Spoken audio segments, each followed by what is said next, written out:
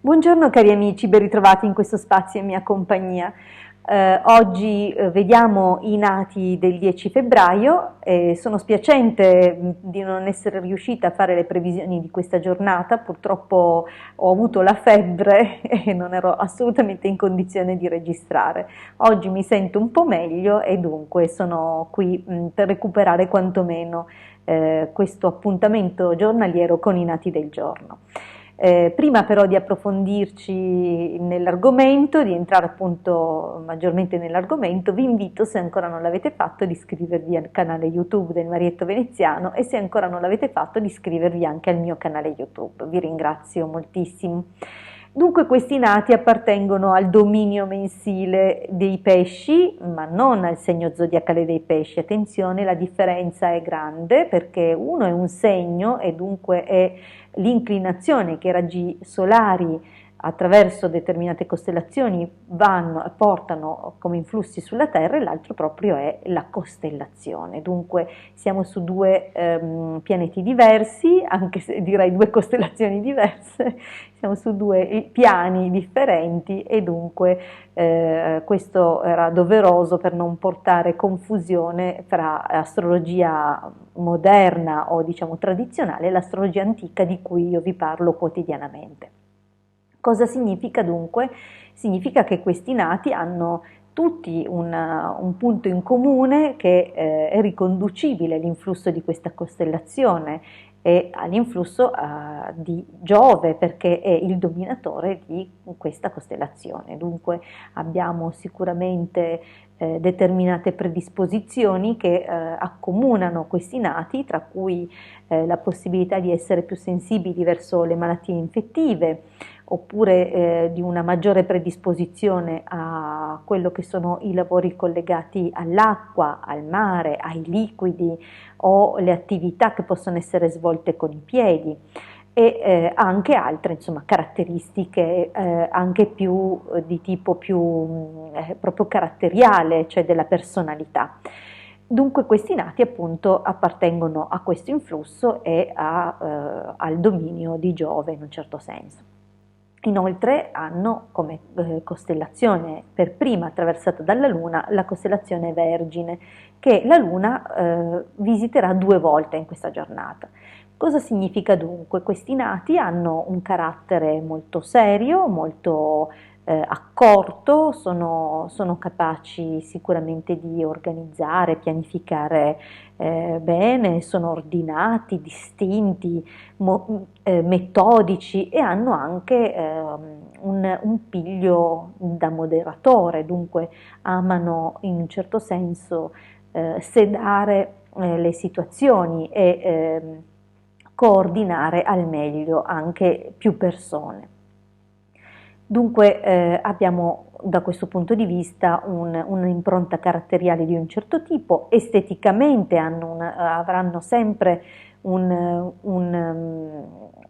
aspetto giovanile, sempre molto curati e anche appunto ordinati, ci tengono moltissimo anche nella loro persona.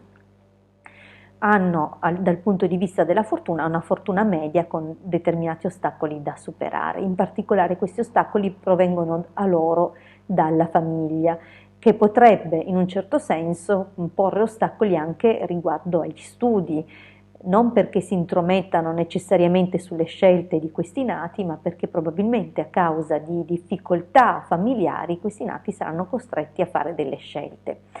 In ogni caso, se dovessero scegliere un percorso di studi liberamente, sicuramente preferirebbero le scienze botaniche, comunque tutto quello che riguarda la natura e l'uso anche che l'uomo può fare appunto della natura, sia dal punto di vista dei rimedi naturali, dei farmaci, delle cure, ma anche l'economia e il commercio. Dunque questi sono i 2 settori che principalmente questi nati prediligono e se mai avessimo la fortuna che questi nati si potessero occupare di natura e fitoterapeuti, di fitoterapici, insomma questi nati darebbero un grandissimo contributo all'umanità proprio per le questioni di cura e guarigione anche che ci può provenire appunto dall'uso della natura in modo consapevole.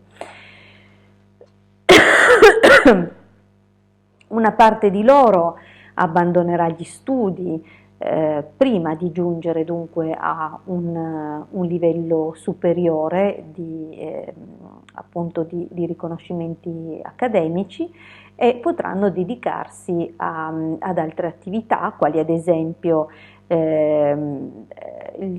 mangimi, la zooterapia, gli zoo, occuparsi di fiori, di uccelli, di concimi industriali, dunque il loro ambito resta comunque questo in un certo senso, comunque a 360 gradi, e potrebbero farlo appunto facendo appunto la scelta di essere commercianti. Se invece sceglieranno altre attività, probabilmente si troveranno ad essere decoratori, pittori, cesellatori, scultori, tornitori, cioè loro sono molto bravi anche con i lavori manuali e di pazienza, sono veramente bravissimi.